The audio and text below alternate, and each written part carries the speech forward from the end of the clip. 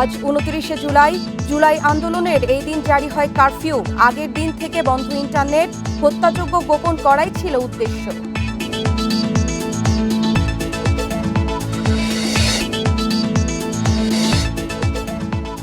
নরসিংদী কারাগারে হামলার ২ বছরে উদ্ধার হয়নি অনেক অস্ত্র গোলাবারুদ, পলাতক ১.৫ শতাধিক কয়েদি।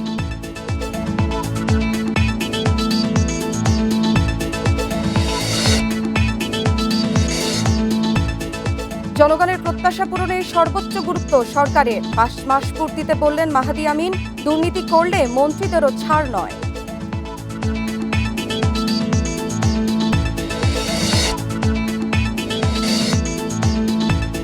নন্দিত কথাসাহিত্যিক হুমায়ুন আহমেদের প্রয়াণ দিবস আজ। মৃত্যুর ১৪ বছর পরও সমান জনপ্রিয়তা।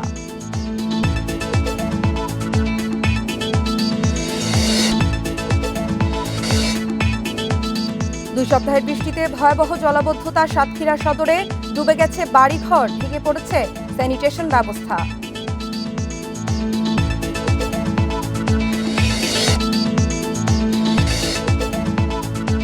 পাকিস্তানের মধ্যস্থতায় সমঝোতা স্মারক স্থগিত করল তেহরান। যুক্তরাষ্ট্রের বিরুদ্ধে প্রতিশ্রুতি লঙ্ঘের অভিযোগ।